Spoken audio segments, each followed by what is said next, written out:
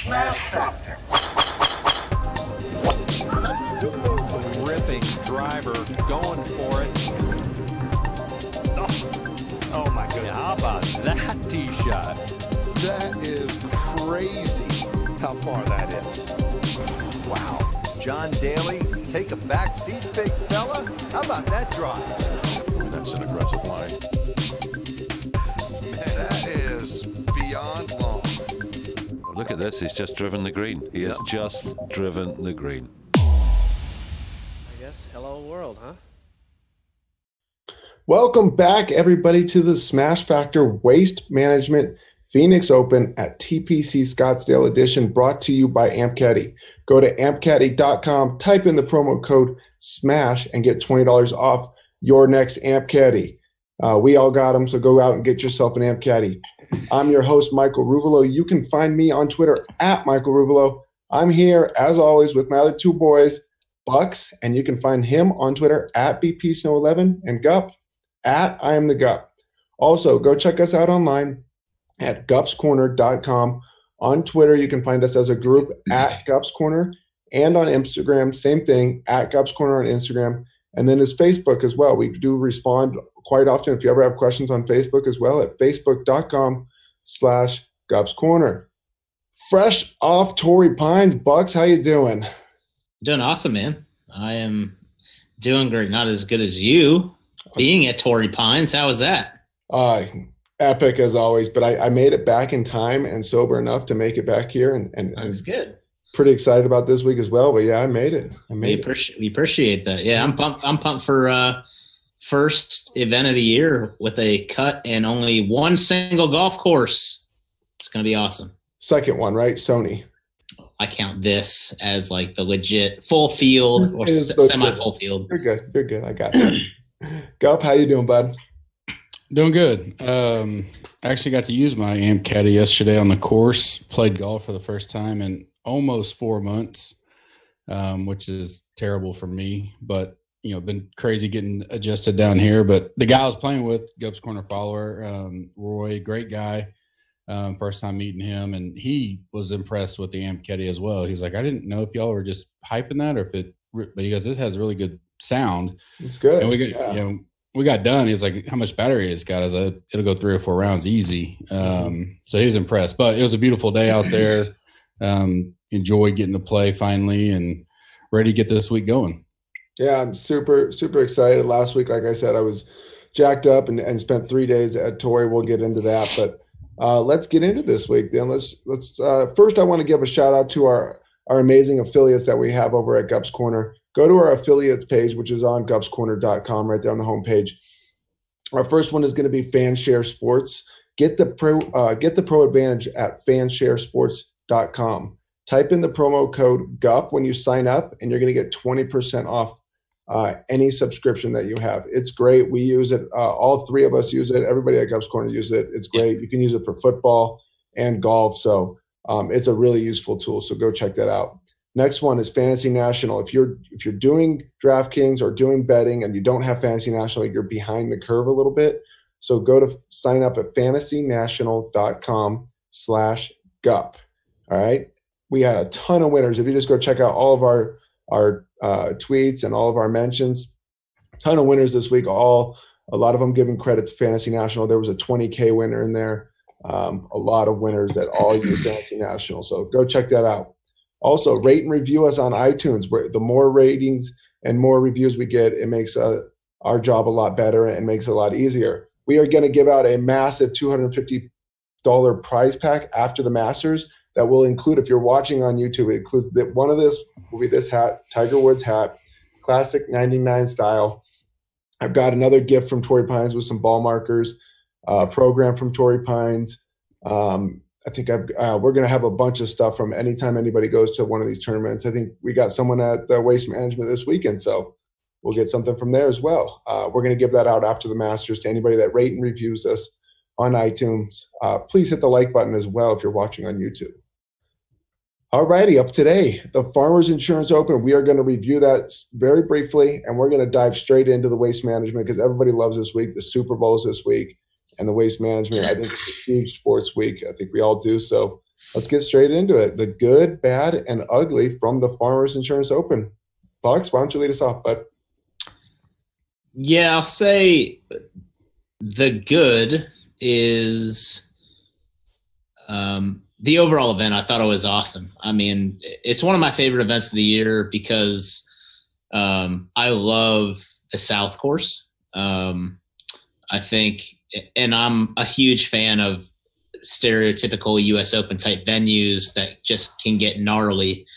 Going into the week, I think, depending on how the conditions were, the average being like 9 under par as a winning score was what everybody was expecting. But we talked about it in the chat. We talked about it a little bit on the pod that with the conditions and the way that it was playing and being so soft that the players could potentially take advantage of the greens, and the greens being soft, they could fire some of these nasty flags that typically won't hold during U.S. Open conditions. And that's exactly what happened. So we saw some amazing golf. I mean, I think from a scoring perspective, this was the lowest people had taken it at Torrey in a long time. Rose played phenomenal. So just overall, the golf was spectacular. From a DK perspective, I had some really good, like low 7K players, but the core didn't hit. So the bad and the ugly this week would be the overall DK. I went a little lighter than normal, just because of how unsure I was of the build going through that process, and I didn't win anything. I had one lineup that bubbled, and the rest were just mediocre at best. So from a DK perspective, wasn't great, but had some good pieces. Cop, how about you, bud? Yeah, overall, kind of a crazy weekend, at the house. So I didn't get to follow along too much late Saturday and Sunday. And then last night I finally watched back while I was watching a little bit of the Rumble. I actually made a profit on the main slate, even with my top lineup going 4 of 6. But this week, because kind of like Buck said, because of some of the uncertainty with north-south, south-north, guys I liked getting steamed up late Wednesday, I went ahead and did the Tambo approach and, MME on the $5 and the $33 instead of just my normal 3, 4, 5 lineups. And in doing so, those ones that I keyed on, I had several 6 of 6. And so in a low 6 of 6 week, I was able to capitalize. I did the round 1 showdown, which I never do, but I only did it because DraftKings, they allowed everybody. And so I just stacked up on the north. And I shipped that on Thursday, so that gave me a good advantage going into the week. At the end of it, a slight profit on the week, nothing crazy. On the weekend, my bad, I got blanked on showdown and weekend, bubbled all of it, finished 1 out of placing Sunday in the big. I think it was either 333 or 275. So that was a little brutal. I had Gooch on the weekend and in the Sunday, and so he came on strong, but I just didn't piece it together very well. The ugly for me was probably number 18. I was literally at the gym Friday night, and they're on the regular course, and they cut over to Cantley in the fairway, and my blood pressure picked up a little bit because I thought, well, he's probably going to hold. They don't ever cut over to show something just normal, especially because he was on the other course. And then when he hit the freaking flag stick, and it bounced way back, I was kind of crushed, but along with a lot of people, but I wasn't overexposed to him, but he was in my best lineup. So if he'd have made the cut, it really would have helped my weekend. So that whole ending there, and then he 3-putts just for good measure. Of course, it really didn't matter at that point, but that was probably my ugly of the week, was that finish for him on 18. Yeah, I've got a couple. Some of the best goods, I guess, of the weekend was I met quite a few Gups Corner followers at Torrey Pines when I was there. Bought quite a few beers with them, and they're just all genuinely great people. Chris, Matt, I know I'm leaving out some people, but I really enjoyed talking with them and just having a good time with them. So that was awesome. The people at Torrey Pines are great. My other good as far as DraftKings go is I had a really, really good lineup going in the $100 single entry. I was in first pretty much from shot one on Thursday until till about Spawn's 15th hole on Friday. So Spawn missed the cut. I was in first place in that contest. I know it's a four-day contest, so it matters, but I did cash that one. Still with the 5 of 6, but it was a really good lineup with Rom and Pan. And the other really good was my rubies of the week were excellent this week. I had Taylor Gooch coming in real hot at the end. Joel Damon, another top 10, and Nick Watney made the cut. So if you would have stacked up the 3 rubies, you would have could have got Rom and Rose in there, and you probably could have had a really good lineup. I didn't do that though, so that would be my ugly, I guess. I don't know. I didn't have any 6 of 6, which was weird because I had a lot of really good plays like you, Bucks, but it just didn't work out at the 6 of 6. I think Spawn hurt me a lot. Followed him quite a bit. He just had a bad putting day. It happens. But Thursday was a really bad putting day when he 4-putted a par 3. But no one was more upset about it than him, I promise, or me. But let's get into this week then. I want to give a quick shout out real fast to the Listener League winner from the Farmers Insurance Open SmashFactor edition, and that is Brandon Darr, at Brandon Darr. So shout out to him. That was a great lineup. 570 points is a good week. So good job there. But let's get into this week's course preview of the Waste Management Phoenix Open at TPC Scottsdale. Bucks, take it away. Yeah, man. So we're in Scottsdale, Arizona. This is like the event of the year for golf fans, especially if you're going to go. It's the greatest show on grass. I've been there a couple times. Tambo is going to be there. It's just a fantastic time. Not only is the course awesome, but the atmosphere there is just unlike any other golf tournament you'll ever be at. So it is in Scottsdale, TPC Scottsdale, 7,200 yards, a little over 7,200 yards for a par 71. The fairways are pretty generous, so average 35 yards wide. The big thing to understand off the tee is that while the fairways are fairly generous, there are a ton, like 30 or so fairway bunkers that are right in the 285 to 315 landing zone. And so to win here, you really have to hit your driver well. And a lot of the longer players have, in my opinion, an advantage because they can take it over some of these bunkers. They're a little bit at altitude, so the ball's traveling a little bit farther. But again, you have to be driving the ball well. There's once you get off the fairway, there's not too much rough before you're in the desert. There's water that comes into play on quite a few holes, right off the fairway on 18, on 11, 17. Yeah, there's quite a few holes where water comes into play. So you have to be hitting the driver well. This course is gettable, and you see that from the scores. Average winning score is 17 under. The average cut line's even. So if you have your game and you have your A game, you can tear this place up. But if you're off and you're missing your driver, you're going to struggle to shoot even par here. It's just a difficult golf course if you don't have your A game. You have getting off the tee is one thing, but then when you approach the greens, you have some pretty wild undulations, a ton of bunkering around the greens. The greens are massive. They're like 7,200 square feet per green, which is just huge. And so I think, and I mentioned it in the write-up, it's something like the average first putt here is like 38 feet, which is crazy. So 3-putt avoidance is huge. But overall, this is a fair golf course if you are hitting the ball well. 11, 12, 13, getting through that stretch, that's 11, 12, 13, 14, getting through that stretch is really the main goal. That includes 3 of the 4 hardest holes on the golf course. And so if you can get it through that stretch, you have some really solid scoring opportunities when you get to like 16, 17, 18.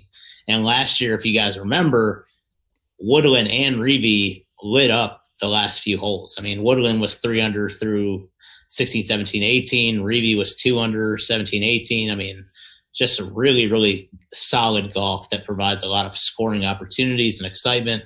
So overall, this is awesome. And then I'll just jump straight into weather. Weather is definitely something to keep an eye on this week. Right now, Thursday and Friday look okay. Mid-70s, partly cloudy.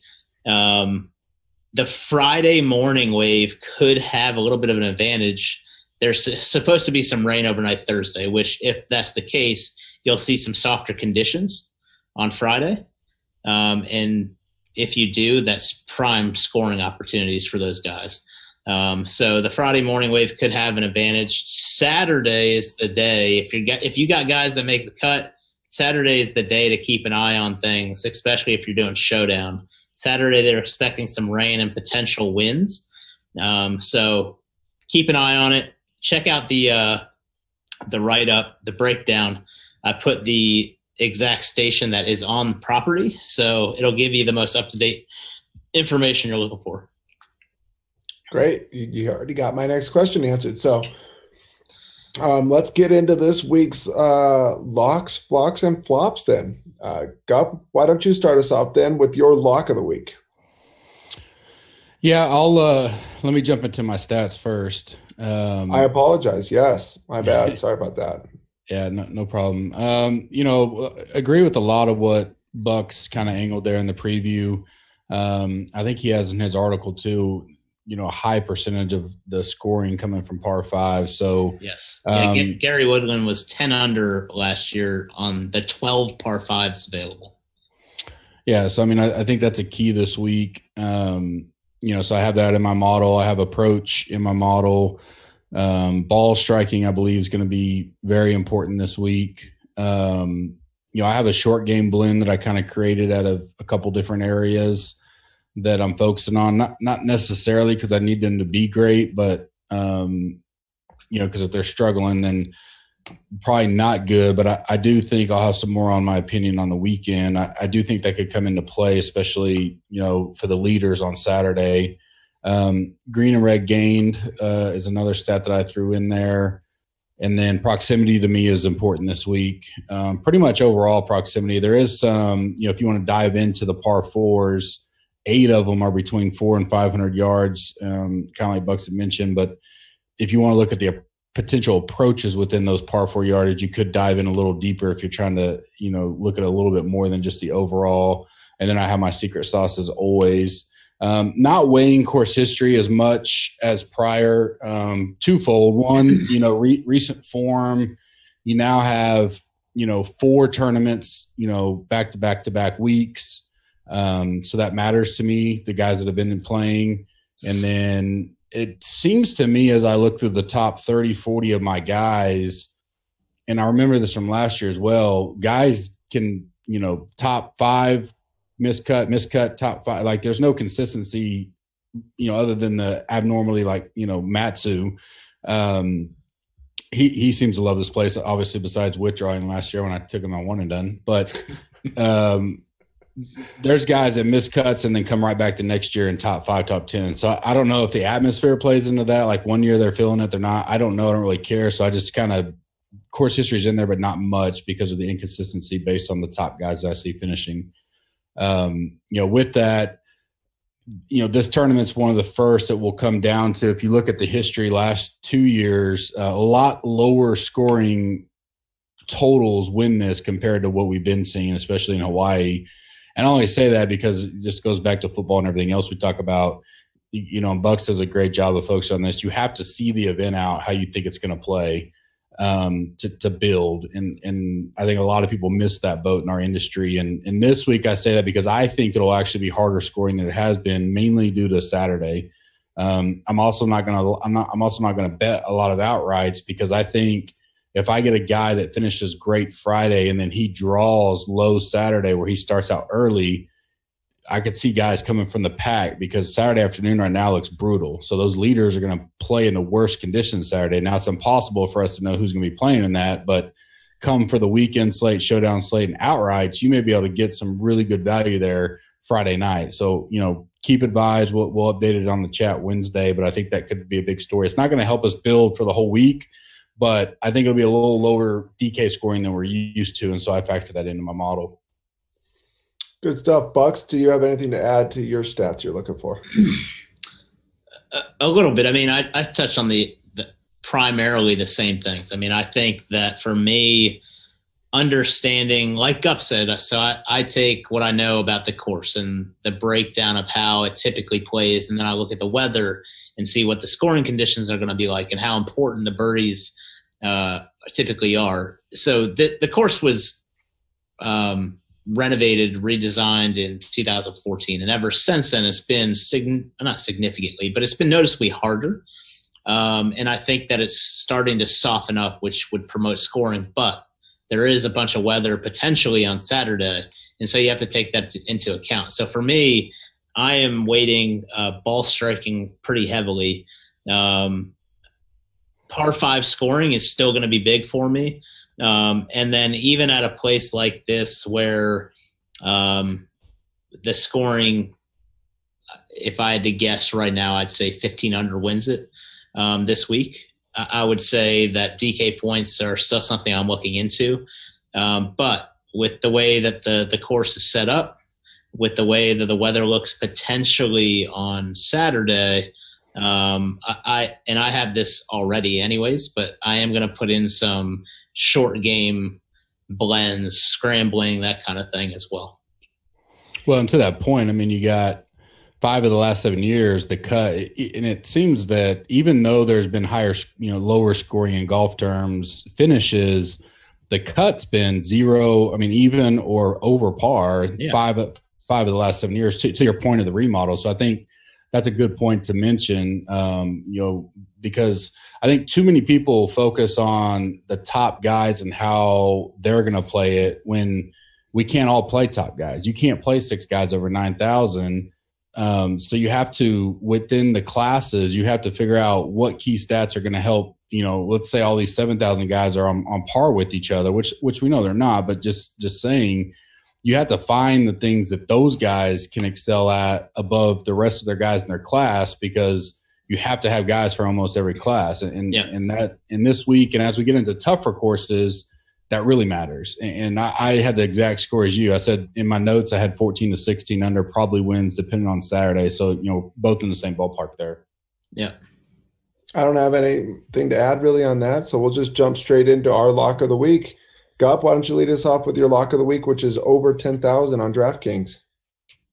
Yeah.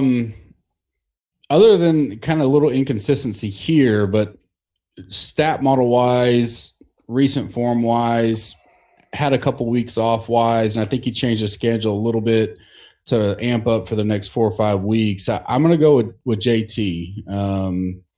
I think vast majority of people will be on Matsu, and understandably so, depending on what kind of contest you're in. We'll probably talk a lot about this Wednesday night, but you're going to have to go way overweight to be leverage on the field there potentially. I may be way wrong. We'll see come Wednesday, but out of those guys all the way around, potentially lower own with Rahm coming in, straight fire of recent form, and Matsu with the history here. And then he comes in T3s last week. So I don't even think people will really focus on that he withdrew last year. And I said this on Mayo's show, is that I don't care. When people withdraw, I go back and look at why and how quick did they return. Well, he was hurt, and it was he was out he was hurt for a while. So it was a legitimate injury. I just wish he'd have pre-done it before the tournament. But so that I don't factor that at all. And then he comes in and he plays really well last week. Everything says he's going to play great this week. Well, he was playing well when he withdrew. Yeah. It's not like he was 10 over. Dude was under par. Didn't he shoot a 66 also at the last round of the Farmers or something like that the week before? His best round of the week was at the last round of the Farmers. That's when he hurt his wrist too, even more. Yeah. Yeah. And so, it's hard to argue against him. But depending on ownership and stuff like that, I'm going to go with JT for now. And it doesn't mean I won't have any. He's not like a hard fade to me, but if I had to pick one, all things considered, I'm going to go on the JT Island this week. And Bucks, how about you? Yeah, for me, my lock's Rahm. I think, and a couple reasons. So one, he was kind of my lock last week as well. I think he's He's been so consistent of late, 4 straight top 10s, has good course history, stats check out.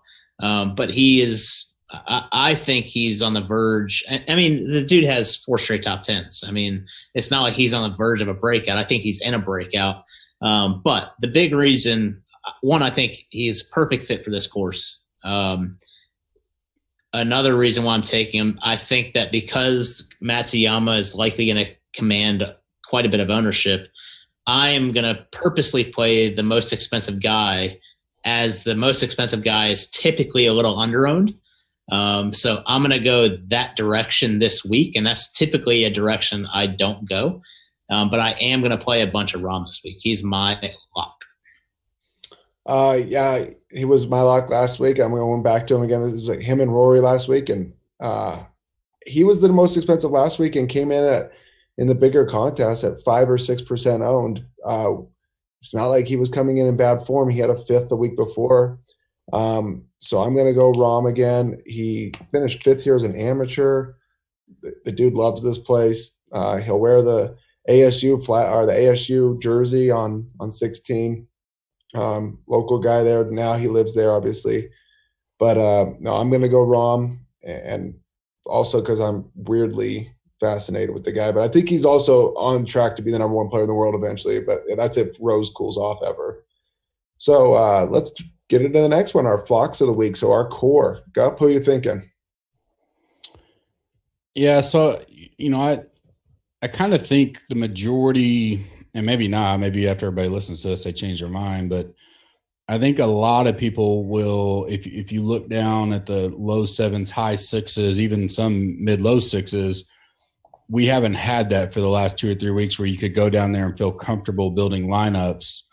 I think I had maybe 2 guys in my entire build that was in 6,000 last week.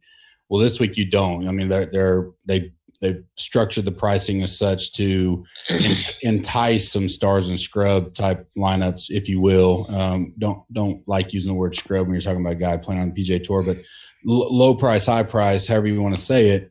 And so because of that, I think some of these higher guys, but I think it'll leave that middle a little more open. And just early on, I think there could be an advantage that a lot of guys may try to throw 2 of the top guys, say Matsu, Rahm, and a bunch of low guys or something.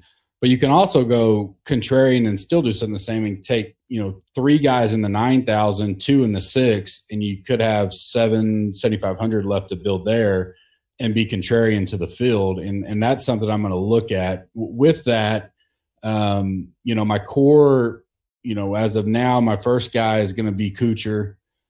He's 9,200. He's number 1 in my model. He top 5 last year, top 9 2 years ago. He won the Sony. Coming in pretty good form out here. I also like him if Saturday gets nasty and it keeps that scoring down a little bit. It allows a guy like that who's top 6 in my approach, green, red game, short game blend, all the way around game, that I think that enhances his value to try to hang on. And I don't have to have him win or anything at 9,200. So I like him, and I back it right up with Fowler.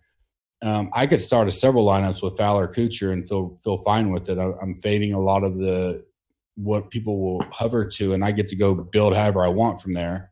If I throw 1 or even 2 6s in there, then I really can get balanced and still feel like I'm equal to the field as far as potential winning. I think Ricky can go out here and win this. He's always right there the last 3 years for sure. Last year, I think he was leading going into the final round because I had Gary Woodland outright, and I didn't think there was any chance Woodland was going to come back, but Woodland went way low on Sunday. So I really like those 2 combo. And then, if I'm going to go down, I'm back on Billy Horschel. I had tons of him last week. I had him as an outright. He was live going into Sunday, even though Rose looked, almost unbeatable. But I love where his game is, and especially when you look at his rolling stats. So, the closer he gets to the further away from 100 rounds in, the better he gets. He's number 3 overall in that category for me. And so, in ball striking, he's right there. So I love Horschel. And then kind of a 3B there would be Luke List. I don't know if I'm going to, go with the Mayo baby swag this week, but List is on I've already got a bet on him at 55-1. He was a quick bet for me. Putting's not as big of a deal. Not that it's not as big of a deal. That probably sound wrong compared to what Buck said, but the variability is for everybody here. And so it kind of brings his weakness back to level. And so I really kind of like him this week as well. So those are kind of the 4 I'm going to be circling around. Okay. So for me, I mean, I do like List. I like Kuchar. I'm glad you mentioned them because they basically were just outside my top 3 as far as my flocks. So for me, I'm starting with Finau. I think that he is – if you told me my lock of the week could be anybody, it would have been Finau this week. But being as I had to choose somebody above 10K, I went wrong. But Finau is my guy.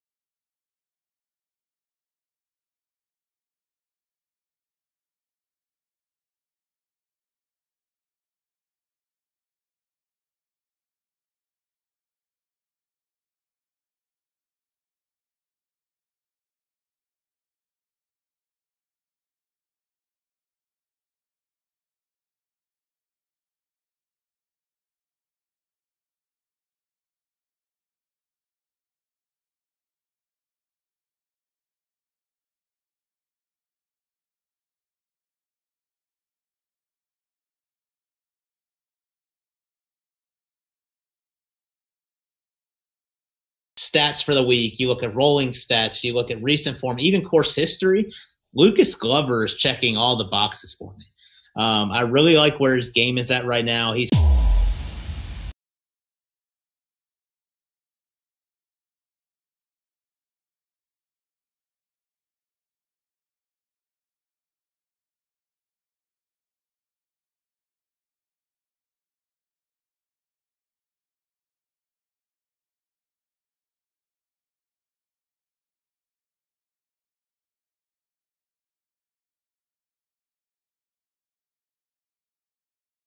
Do you think she can have a good time at the tournament, or that'll be interesting? Yes. I like where his game's coming. He's top 30 on my short form, meaning from 100 rounds in, he's top 30 in the field, gaining. So definitely coming around. Speaking of wives, CT Pan's wife needs to get back on that bag, like now.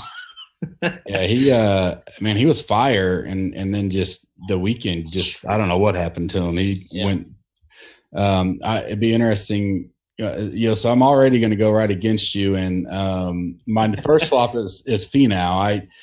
And probably to tell the audience, especially as we get, flop doesn't mean for us that they're going to suck or play bad or whatever. It's a part where I think I can get leverage, and what I blame. Now there are some where I'll call it a hard pass, but Finau is not one. I love his game. For whatever reason, he has not played well here. 3 straight missed cuts, but that didn't really factor to me. I just think because of everything you said, I think a lot of people are going to be on him, and they feel this week like they're going to get a little break on him because he's 9,500 and there's a ton of people around him. But yeah, that's what I was going to say. You got Kuchar, Phil, Ricky, Webb, Simpson, Woodland, all right there. I don't think anybody right there is going to be too high. If I had to guess, I would say 15 to 17%. Yeah, I don't think so either. And so unless you're just doing 100 lineups or something, you got to pick some. And so for me, he's the one that I'm going to just pass on lightly. And if all those guys, and I may go back to the same strategy this week as last week, just because of the value at 6,000 and want to build 40 or 50 lineups, in the $5 and 33 or something, and try to just let one hit. But he's one I'd have some on, but I definitely, if I'm doing a 3 max, I'd have 0 to try to get some leverage somewhere else. Wednesday will be big this week. I talked about it earlier that, some weeks you can kind of pick your guys up top, then build, or you can pick your core and then build. This week, because there's a lot of balance within each salary class, meaning could be 6 guys that you're splitting hairs between them. Oh yeah, for sure. Yeah, I'll look for I'll just look for the ownership leverage and say, hey, they're all damn good and they're right there. So with that, I'll take the guy that's 5 or 6% less owned, and just go with it. So I don't want to sound like we're wishy-washy on this pod, but it's a strategy I'm taking this week to say, hey, here's who I like, but come Wednesday, if player A is 10% less than player B, I'm going to play player A all day long. My next one is a hard pass for me this week. I'll have 0, and it's Shoffley. He doesn't fit my model at all here. For the price too, 10,001. I had to pick someone up there above 10,000 to just play 0 of because of the way I build, and he's the guy. I'm just not going to have any of them this week. What about you? Yeah, so Shoffley would definitely be the one guy that I for sure will have 100% fade, and not By the way, Ruvy's in Colorado, and he's got some snowstorm stuff going for everybody watching live. So he dropped out for a second, but we're going to keep going on with Bucks and I. We can last till the snow stops. That's why you should move south, Ruvy. Yeah, exactly. But as I was saying, Shoffley is the guy for me too that I would fade up top. And again, not because I think he's a bad golfer, but at that price, when you compare him to Thomas and Rahm and even Woodland and Finau, I can't put him in that same class at the moment. The other guy that I was looking at that I just don't know what to make of him. He has solid course history. I feel like a lot of people are talking about him, and probably for decent reason, but Brendan Steele is a guy that I'm going to have 0 of this week. Well, not only Steele, but I'm going to have probably, at least in my main lineups, I'm going to have 0 Gooch as well. Gooch is a guy that everybody is talking about, and the dude's been playing out of his mind. And you tend to want to ride the hot hands, but you also have to understand that golf is golf, and you're not going to have, unless you're like the elite of the elite, like Justin Rose, like 25 top 10s in his last 36 events, having 2 straight top 10s, two straight top 5s, having a third performance like that is not realistic. And if I have Gooch at $7,400 or $7,500, that's going to be 25% owned or higher. Yeah, I don't want any piece of it. And again, for me, I'm a golf fan, so I want guys like that to continue to play well. But from a DK perspective, I'm fading them for sure. Yeah, I don't mind going. When I pulled the numbers earlier, he was 90-1. He's a guy that I'd rather bet this week and fade. Absolutely. And for the reasons you said, this is a week that sets up historically for me that you look at a lot of the guys that were high owned last week that missed the cut that are now coming back, so like JJ, right in that mid area, those guys that burned people last week that the recency bias will answer. Burned a ton of people, missed the cut on the number with a 3-footer. They rank right back out where I'm at this week. They rank well. And so I don't mind going back to them knowing that people are going to, piss them away because they cost them the cut last week. And that tends to be a theme. So 2 weeks ago it was Neiman, right? Everybody was off him. Last week he did well until the weekend, but he did make the cut. And so when you got a guy like Gooch, it's kind of the opposite, right? He was a hero for a lot of people, really hot fire, gets in today. Literally, I was actually surprised DK got him in the pricing. And so could be a little mispriced, but right. Any guy like that, I'm not putting down a 7,500 or 7,200 guy, but for me, when guys like that caliber that aren't necessarily elite start getting up into 20, 25%, I tend to go the other way just from a leverage standpoint. And so I totally agree with that.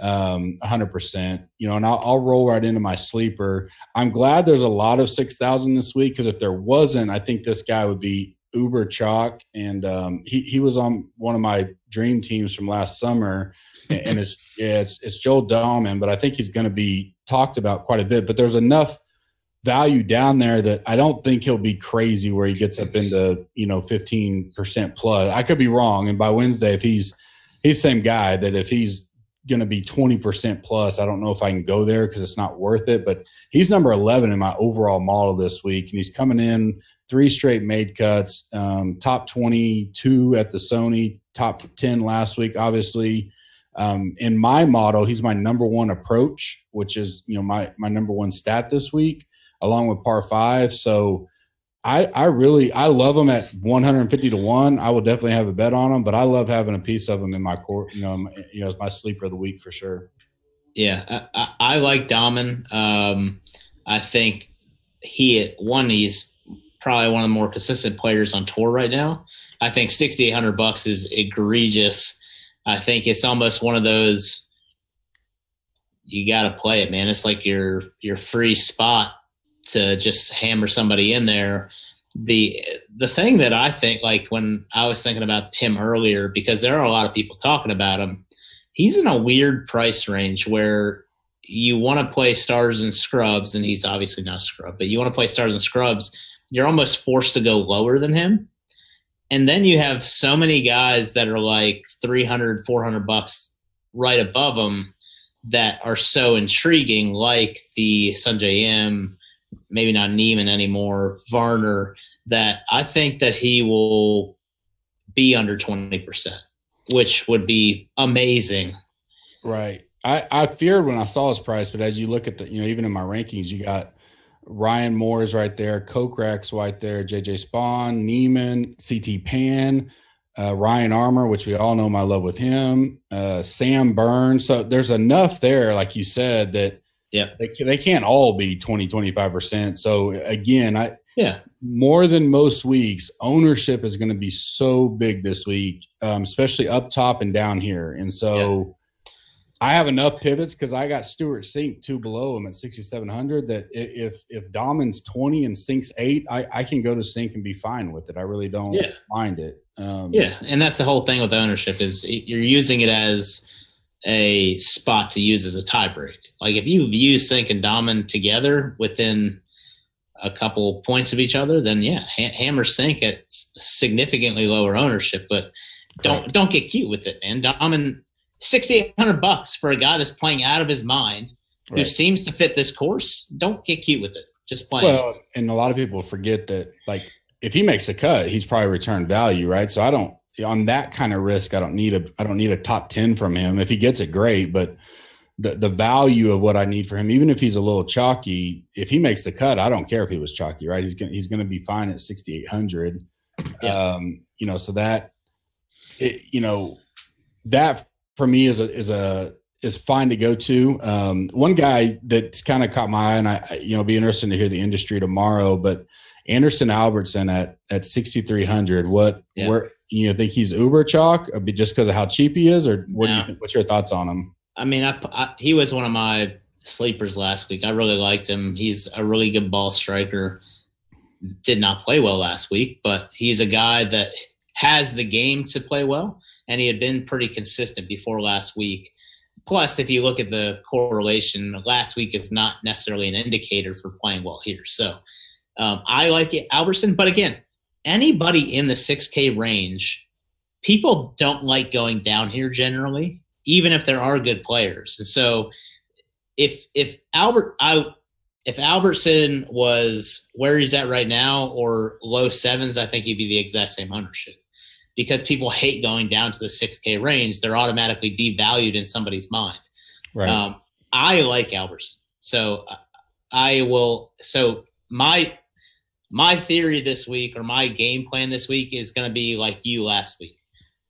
I like so many guys this week and so many guys up top that I'm probably going to do something that I only do a couple times a year and go with like 50 lineups and try to hit a couple of the guys up top, and then I'm going to spread ownership down below and probably have Dahlman and Albertson. My sleepers down low, I like Sam Ryder again. Ryder's a guy that I think is undervalued at $6,500. He's been played well in the fall, has the game.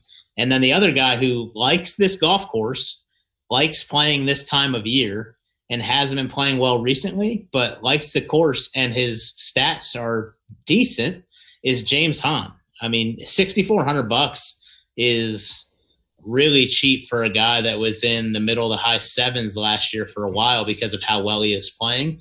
And he really likes playing in the desert. So $6,400 is a guy that I like there.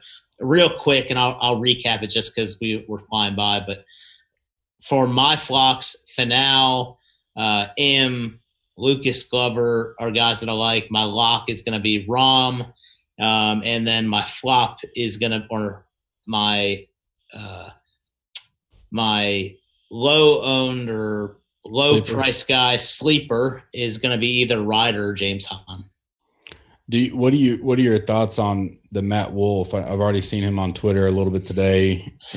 I mean, he's 6,000. He's going to get some play, but yeah, absolutely. I mean, uber talented kid, but do you just let people, if people win on him this week, then you just miss it, or do you take your fair share? I mean, if 50 lineups, right, something like that, I'll probably have a few, right? Because the dude is super talented. He is long off the tee. If you asked him what his strengths are, he would say driving the golf ball. And this is a course where if you're driving the golf ball well, you're going to score well. And so I love the upside of 6K. Like, I don't understand how he's 6K, to be honest with you. I mean, I think it's crazy, especially when you got a guy that like Colt Knost, who actually has like decent track record here, is $6,200. But that is what it is. But yeah, I mean, Matthew Wolff, 6K, if you have a bunch of lineups and want to get super weird, play him in a couple. Why not? Or if you're doing something in the $3 and want to do something different, differentiate yourself, play him. I mean, I think he'll be like 2% owned or something like that. So yeah, and it's a good time to tell people that you're starting to get to this time of year where the Euros and stuff will start making their way over here, preparing for some of the bigger PGA Tour events. So, like in my rankings, if you see them, and I'll put when I post my rankings, I'll post my little blurb that I did last year. Is between now and Wednesdays when I go through and I look at guys like that, they're not going to have the stats in the shot tracker stuff, so they don't rank out as well. But my rankings are all built on algorithms and stuff that I just, it is what it is. So I go through and look at Alex Noren or Tyler Hatton, for example. You have to do some research on those guys on your own to figure out where you think they fit in, until they start getting some rounds back over here, especially when you're looking at a recent form type of deal.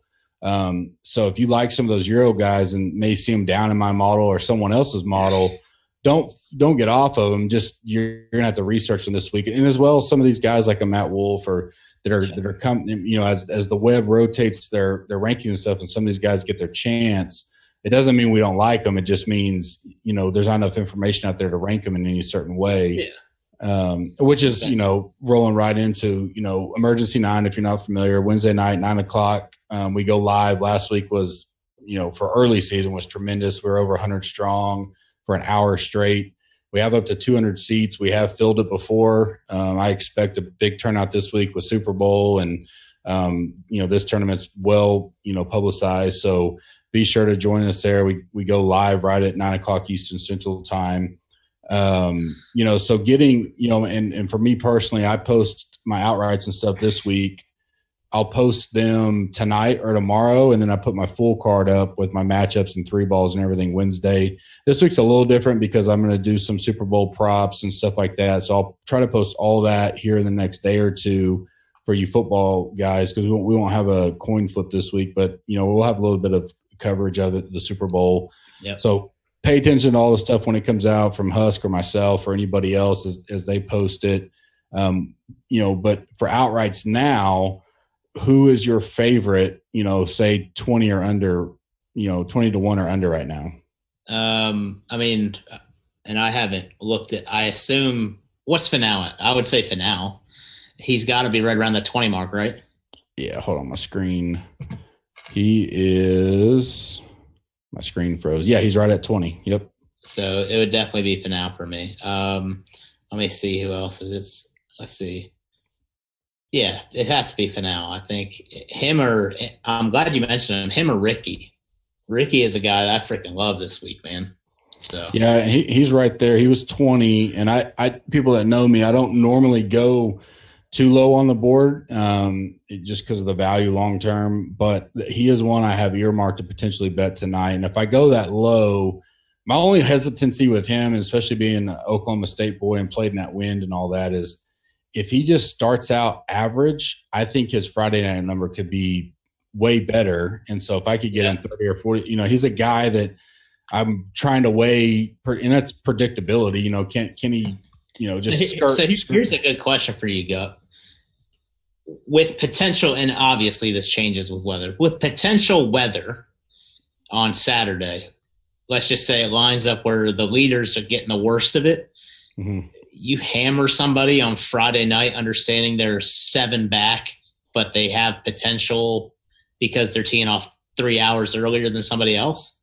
Yeah, I mean, especially if it's a guy that kind of already fit my model, and the eye test comes in. So especially me knowing if the weather stays as it is, if I see those guys, maybe they missed 3 or 4 lip outs, or, they, chose the wrong approach on 17 and wind up, getting a par when, tomorrow they could easily get a birdie early. Those guys that still show that value, if that wind and everything stays like it is Saturday, a 67 or 66, or even, if they go 65 real low, those afternoon guys even may be great for them. So there could be some great value there. And if it's a guy that already like a Horschel or a Woodland or a Simpson or Finau, say Finau's going off early Saturday morning, he made the cut by 1 or 2 strokes. Yeah, I mean, if he's going to be 30, 40 to 1, I'm all over that. And you don't get that setup very often. So this week's a unique week to take a piece of that. Yeah. So who would you have as like your long shot? Yeah, there's several that I like. Dahman was one I already mentioned at 150 to 1. Kokrak at 100 to 1 is a guy that love Kokrak this week. Already bet list, so he will be on the card. If you're listening live and you want to grab him, I'll put my value on him tonight or in the morning. But Neiman at 125 to 1, I just feel with his talent and ball striking, like he's an auto bet at that high of a number. Yeah. So there's a lot of value down there, and which could allow me to go ahead and just take like Fowler, List, and then 3 or 4 of these 100 to 1 plus guys at big odds, and then just wait and see what happens. I don't have to get greedy right now, and that's the kind of week how it kind of looks like it's shaping up. Horschel at 41 still feels like good value to me as well. So and we got the Saudi internet, whatever they call it, over across seas this week. So you have some potential to do doubles on like Bovada and stuff. If you're not familiar with that, you can take the winner here and basically parlay it with the winner there, and you can create. I think Baroff last week had DeChambeau and Rose, and it paid them 101 to 1. So I mean, and they were both low odd. I mean, they're both favorites, obviously, but.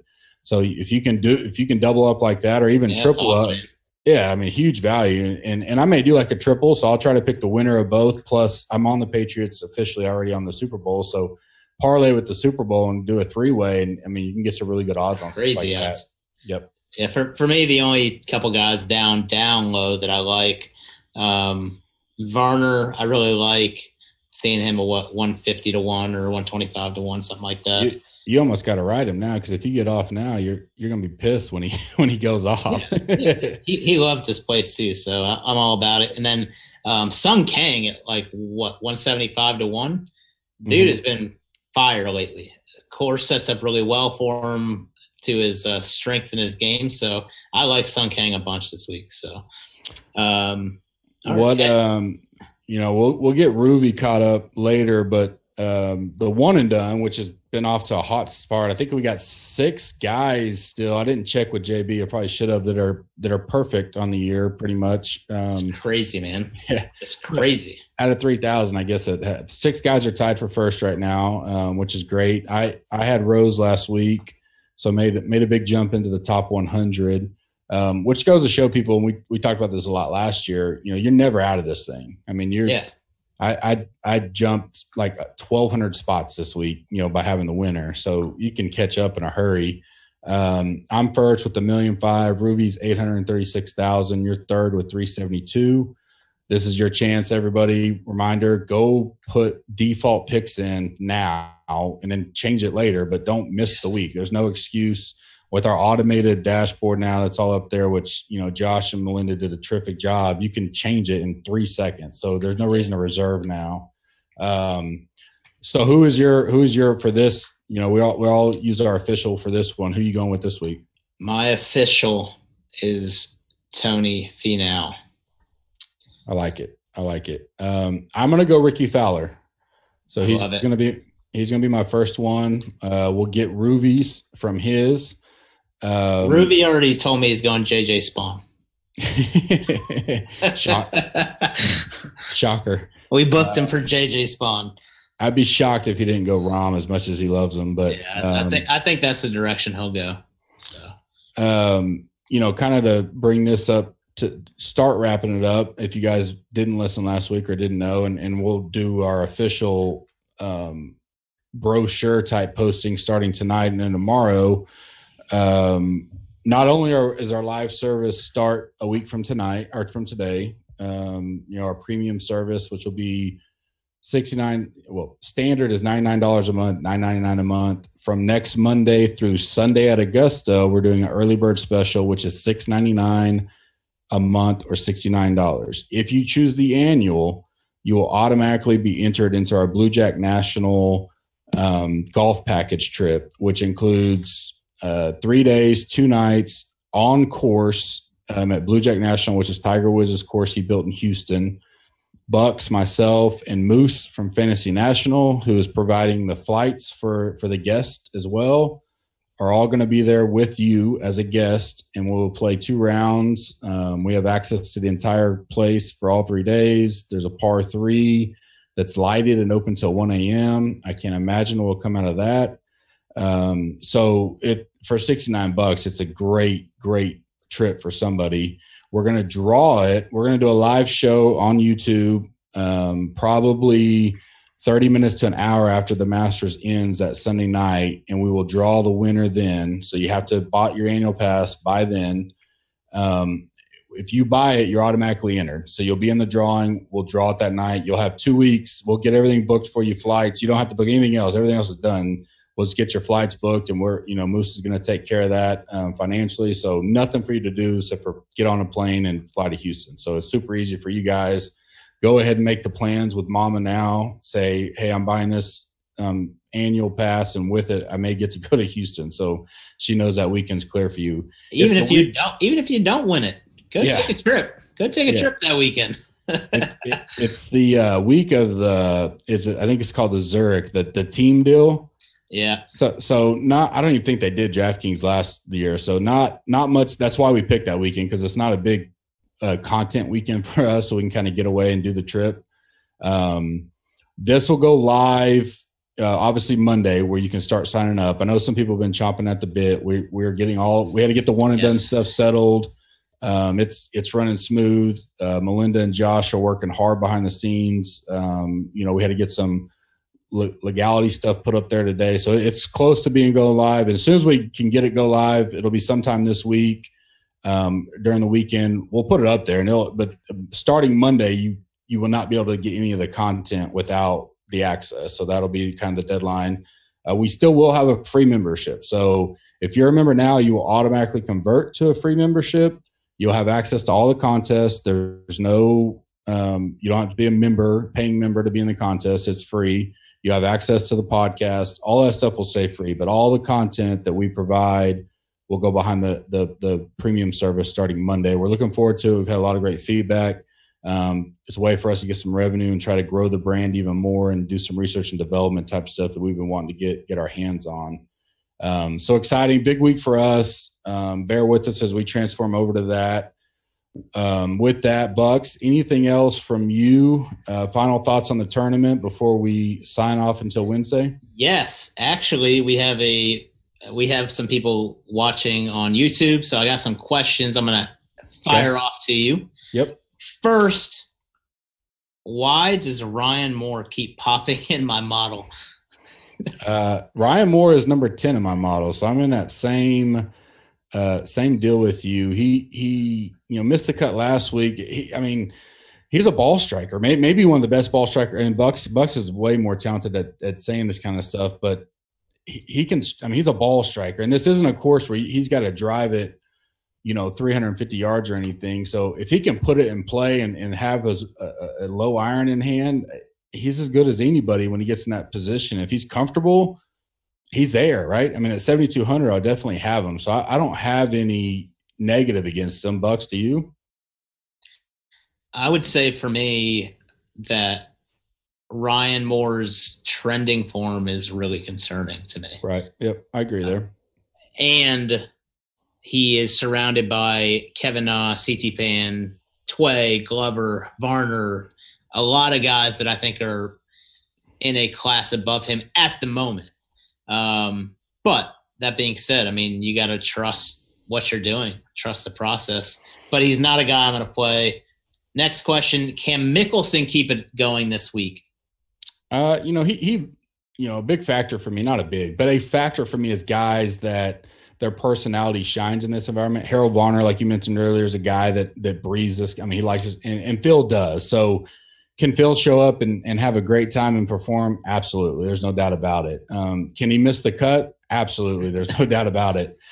So you can go both ways there. I'm not on him. I know I missed the boat, when he went off last, 2 weeks ago or whatever, but right now I have no part of Phil. He's not anywhere on my radar. Yeah. For me, I think he can. The tough part for me is Phil historically has not been a very consistently great golfer.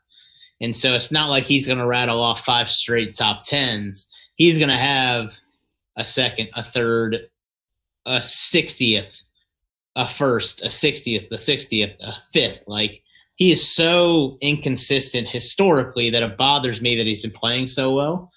But that being said, this is a different environment, a track that he is familiar with and he loves in the desert type style. So for me, I am playing Phil this week, and I like him. I am playing him understanding that he could either miss the cut or finish 50th. And that's okay with me because I like his upside. Sure. So he won't be owned very highly. I don't not where he's at price wise. No, exactly. That's another reason. Thoughts on Ryan Moore or Ryan Palmer? Yeah, so he's a guy that I was on last week, pretty good. Got leverage on the field, and he performed well. He returned value for sure. I like him. You've mentioned his weaknesses, so he's like 100. And when you start looking at that lag putting, he just doesn't show up at all. You think he's not even in the database when you're looking at it sometimes. So there's concern there. But outside of that, especially, coming off a T13, historically, he used to play this course really well, but the last 2 years he's had missed cuts. He's a big win player. So he's a West Texas type guy. And if he can make the cut and get there to Saturday, at 7,700, he could have huge upside. He's probably flirting. He's right on the edge of my player pool right now. I don't depends on how many lineups I go with, but he's right there. Okay. Will a balanced lineup be more contrarian with so many guys under 7K? Yes, I wholeheartedly believe that this week. It'll, especially in your common contest, $5, all that kind of stuff. Yeah, most guys will try to fit as many up top as they can. I agree. Yeah, just from doing some initial builds, I immediately gravitated towards 2 top guys, hammering some guys in the mid 6s, that kind of thing. So yeah. I'll force myself to do balanced for a percentage of my lineups. And I do think that'll be the more contrarian play. Last question. Are external distractions a bigger concern at this tournament? Will Ricky end up at an ASU toga party? You know, and we got friends that are on the tour and have played on the tour and stuff. These guys are pros, and what can go on a normal tournament for them is just as likely as something like this. I mean, these guys, if they're partier guys, they're going to go out, whether it's Waste Management or it's, you know, the John Deere Classic. So that's a personality trait. I don't think this tournament makes it more or less likely for them. So I really don't factor that very much at all. I more look at it the other way, is who thrives in this environment on the course than I worry about. I can't worry about what I can't see. So there's no factor for me there. No, I agree. I think it's fine. Could he end up at something like that? Yeah, absolutely. Do I think it would affect me playing him? No. And for what it's worth, Tambo's wrong. His outfit last week was fire. I don't like Grayson Murray. You may worry about him this week. I'm sure he could get distracted. he could be distracted for sure. Yeah, I don't. You know, very rare for me to factor in that external stuff. Okay. Perfect. Well, that is all of the questions. Thank you to everybody watching on YouTube and firing those off. Gut, let me kick it over to you. Final words. Yeah, you know, I'm excited for this week. Lot of hard work that's gone behind the scenes from all the guys and gal, the queen. You know, not only the team, but our wives and our families who have sacrificed a lot of time. You know, and my wife's been super supportive, probably more supportive than I would be if I was in her place, because what seems to be kind of easy for us, there's a lot of time getting the content ready. And then, you know, all of us have full-time careers as well and jobs. So the balance is tough, and there's a lot of midnight, 1 o'clock deal to do the fine stuff on the website. You know, Josh and Melinda's handle most of that, but I do get involved with some of that stuff as well. So it's been tough. We're excited for it. More excited for me is to, in 2 or 3 months from now, to be able to use some of that, you know, what we talked about, the revenue, and continue growing the brand and, you know, expanding what we can deliver to folks with the great following that we already have. I'm excited for it. There are more people than I thought that are excited for it, just because, you know, they feel like the premium will add more value to what they get. You know, and especially like the Slack chat alone, that's going to be a private Slack that gives them access, you know. So like I mentioned last week during the chat on Mondays, where, you know, if I see something that's a hot play Monday, as soon as the lines drop betting wise, I don't feel obligated to go straight into the and write up a big post on the website. Well, every member is going to be in the Slack chat. So I can just add all in there and say, hey, I'm going to be on Luke list at 65-1. Do it now before it moves. And so that quick time interaction with us is going to be so huge for us as we kick going. So I'm excited for it. I know you are. You know, we'll talk more about it Wednesday night and, you know, some of the details coming out. So, you know, be sure to join us there. And any final words for you? Or are you ready to send us off? I'm ready, man. I echo your sentiments. I'm super excited about what's coming up for us. We have a really, really awesome community, and the people that and the support that we feel weekly is amazing. I mean, we're guys that do this because we love doing it. And we have a lot of things to offer that we haven't been able to offer in the past that we now get to. So it's going to be incredible. We thank you. I am unbelievably excited for Blue Jack National in April. But overall, we appreciate you guys. Thank you for listening. Rate, subscribe, and we'll catch you later. Yep. We'll see you Wednesday night in the chat. Yes. SmashFactor.